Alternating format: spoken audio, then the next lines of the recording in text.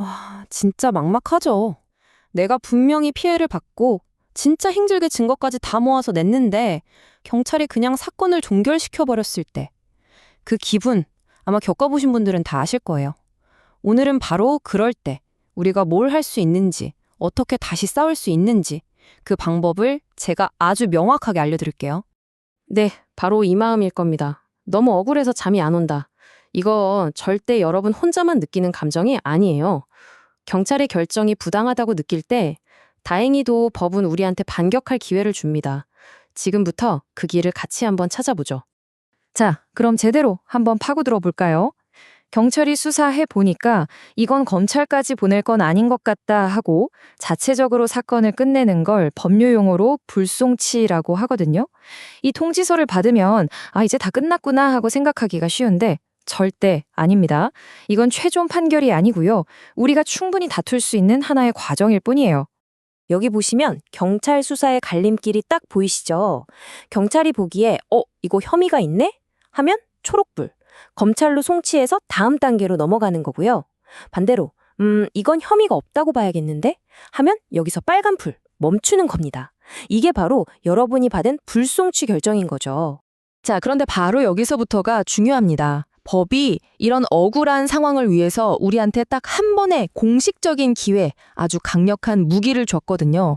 그게 뭐냐? 바로 이의 신청입니다. 이의 신청. 말 그대로 저는 경찰의 그 결정에 동의 못합니다. 라고 공식적으로 문제를 제기하는 거예요. 이게 그냥 억울해요 하고 소리치는 게 아니라 죽어있던 내 사건을 다시 살려낼 수 있는 합법적인 권리라는 거죠. 그리고 이 권리가 얼마나 강력하냐면요. 여러분이 이의 신청서를 딱 제출하는 그 순간 경찰은 더 이상 아무런 판단도 못해요. 그냥 무조건 법적으로 반드시 사건 서류 전체를 검사한테 보내야만 합니다. 한마디로 결정권이 경찰 손에서 검사 책상 위로 넘어가 버리는 거예요. 엄청나죠?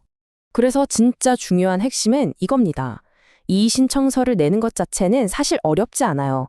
근데 그냥 내는 걸로 끝나는 게 아니라 검사를 설득해서 이 결정을 뒤집게 만들려면 전략이 필요합니다. 감정에 호소하는 게 아니라 아주 치밀한 논리가 필요한 거죠. 자, 그럼 그 전략이 뭐냐? 바로 이 3단계만 기억하시면 됩니다. 첫 번째, 일단 적을 알아야 이기겠죠?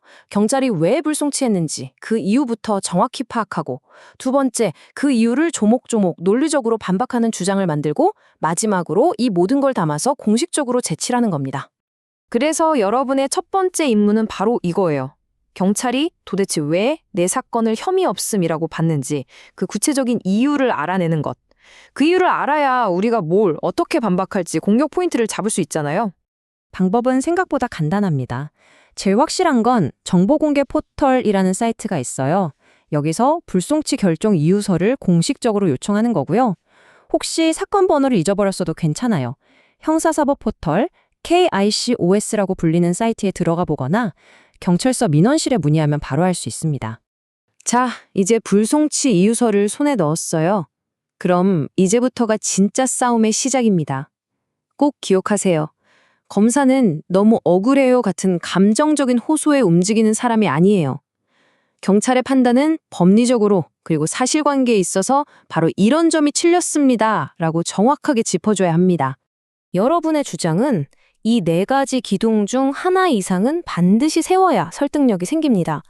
경찰이 애초에 사실관계를 잘못 알았다거나 법을 이상하게 적용했다거나 아니면 상대방이 낸 증거나 진술이 도저히 믿을 수 없는 것이라거나 그것도 아니면 우리가 경찰이 못 봤던 새로운 증거를 가지고 있다는 걸 명확하게 보여줘야 하는 거죠. 자, 그럼 여기서 잠깐 한 발 뒤로 물러나서요. 우리가 지금 싸우고 있는 이 제도가 어떻게 생겼는지 그 큰 그림을 한번 볼게요. 여기엔 좀 논란이 될 만한 중요한 한계점도 있거든요. 이 표가 핵심인데요. 2022년에 법이 바뀌면서 문제가 좀 생겼어요. 사건의 직접 피해자인 고소인은 당연히 이의 신청을 할 수 있는데 시민단체나 다른 제3자인 고발인은 이의 신청을 할 수 없게 막아버린 겁니다. 국가인권위원회에서도 이거 심각한 문제라고 경고하고 있어요. 바로 이 그림이 그 문제점을 정확하게 보여주죠. 예를 들어서 아동학대나 노인학대 사건처럼 피해자가 스스로 고소하기 힘든 경우가 있잖아요. 이런 사건을 단체가 대신 고발했는데 만약 경찰이 불송치 결정을 내려버리면 더 이상 다툴 방법이 없어져 버리는 거예요. 피해자 보호에 아주 큰 구멍이 생길 수 있다는 거죠. 그럼 여기서 진짜 궁금한 질문 하나. 이 중요한 이의 신청 도대체 언제까지 해야 하는 걸까요? 보통 법적인 절차는 날짜가 칼 같잖아요. 정답은 놀랍게도 정해진 기한이 없다입니다. 좀 의외죠? 다른 법적 절차랑은 다르게 경찰의 불송치 결정에 대한 이의 신청은 법에 언제까지 내라는 기한이 아예 없어요. 물론 이게 고소인 입장에서는 증거를 모으고 준비할 시간을 충분히 벌 수 있다는 장점이 되죠. 하지만 반대로 생각하면 고소를 당한 사람, 즉 피의자는 언제 이의 신청이 들어올지 몰라서 몇 년이고 계속 불안한 상태에 놓일 수 있다는 비판도 만만치 않습니다. 자, 그럼 이 모든 걸 종합해서 여러분이 지금 당장 뭘 해야 하는지 그 다음 스텝을 한번 정리해 보겠습니다. 이 네 가지만 딱 기억하시면 됩니다. 첫째, 불송치는 끝이 아니다. 그냥 장애물일 뿐이다. 둘째, 나에겐 이의 신청이라는 강력한 무기가 있다. 셋째, 이기려면 감정이 아니라 논리로 싸워야 한다. 그리고 가장 중요한 넷째, 이 모든 싸움의 시작은 바로 지금 당장 불송치 이유서를 받아보는 것부터다. 경찰은 이미 자신들의 결정을 내렸습니다. 이제 공은 여러분에게 넘어왔어요. 이 결정에 맞서 싸우시겠습니까? 아니면 여기서 멈추시겠습니까? 선택은 여러분의 몫입니다.